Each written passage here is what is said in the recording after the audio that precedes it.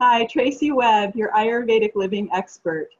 Today in our Ayurvedic Biohacking series, we're going to discuss sleep hacks. So what's interesting in Ayurveda, you would actually think that sleep had more to do with how many hours of sleep, right? Because that's what the Western science is focusing on.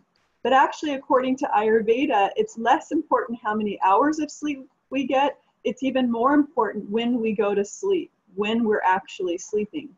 So according to Ayurveda, sleep is actually governed by an energy that we call soma.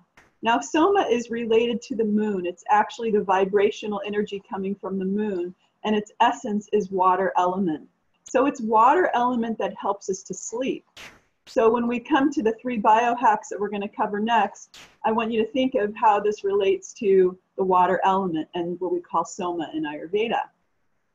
So first, the thing is, when it comes to sleep, it has to do with when is the soma coming onto the planet. So in other words, when is the sun relieving its influence on the planets and letting up its influence so that the soma from the moon, the lunar energy, can start to dominate. And what Ayurveda teaches us is that starting at approximately 6 p.m. most times of the year, and of course it differs according to where you live, the distance from the equator, and what season you're in, and so forth. But in general, from 6 to 10 p.m. is going to be a really high soma time of the evening. Okay, and so what Ayurveda teaches us is essentially at that time, it's the best time to be falling asleep. And actually the peak time of soma time is 8 p.m. That's the peak soma time at night. So what I'm going to encourage you to do, one of the hacks is, the first step is I want to encourage you to start to notice at nighttime what is going on with your mind and your senses, actually, your interest in the outer world, sometime around 8:30 in that area of the night. Now, again, it differs according to where you live, but it's essentially after the sun has set.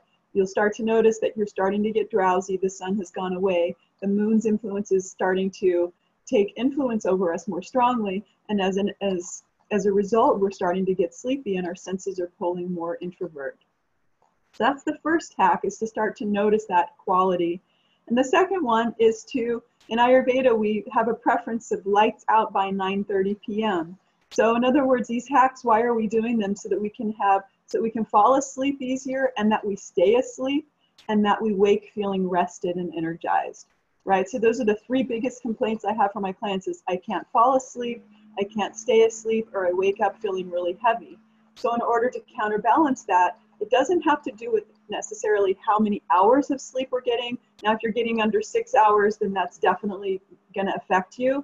But if you're able to get somewhere between 7 to 9 hours of sleep in general, and you're going to bed at these times that we're suggesting, which is lights out by 9:30 p.m., then you're going to notice that you're able to fall asleep easier, your senses are pulling more introvert, as that lunar energy, or the soma, the water energy that essentially relates to the moon, is you're tapping into that.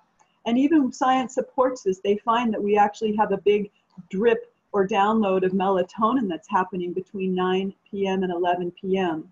So the goal is to be asleep, and even some of the research points that we should be asleep up to even an hour and a half prior to that time to get the biggest download of the melatonin. Melatonin, by the way, is the neurotransmitter that actually helps you to fall asleep and to stay asleep. So biohack number 1 is to pay attention to when you're going to bed. And so lights out by 9:30. Biohack number 2 is to pay attention to your senses and your mind, and to notice when they're actually withdrawing from the environment, and to go lights out at that time. And number 3 is, because soma is associated with the water element, I'm going to actually encourage you to take a warm bath or a warm shower before bed. It's, again, invoking the water element. And water also has a vibration of being very what we call sattvic, which promotes peace of mind, which would release the mind from the day's worries and the tensions of the day and help you to fall into a nice deep sleep. So again, number 1, try to get lights out by 9:30. What you'll notice, if you stay up past 9:30, you will have a harder time falling asleep. And in fact, if you go to bed past 10 p.m., that's when you're actually moving into the fire time of the night, which we call Pitta dosha dominant time. That goes from 10 p.m. to 2 a.m. And if you do that, what's going to actually happen is you're going to start to feel like you want to do work. That's fire dominates work. So you might want to get back online or start doing little tasks around the house or start doing some research or some writing.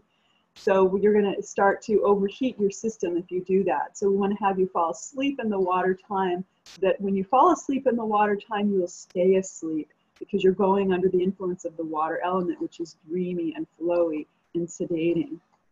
Okay, so biohack number 1, lights out by 9:30 p.m. And biohack number 2, you can support that process by being a witness to your senses, to your mind, and how naturally it's starting to withdraw from the world when the sun goes down. And then lastly, step number 3 is to take a shower or a warm bath before going to bed.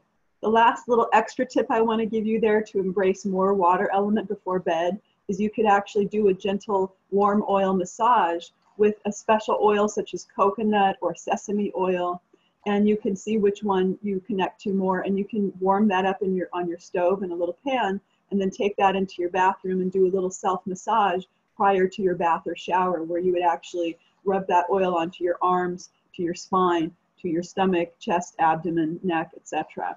So it'd be a whole body massage with that oil. Then you could go into the bath with that oil on, or go into the shower with that oil on, and then when you're done bathing or showering, you would just wipe the residual oil off of you.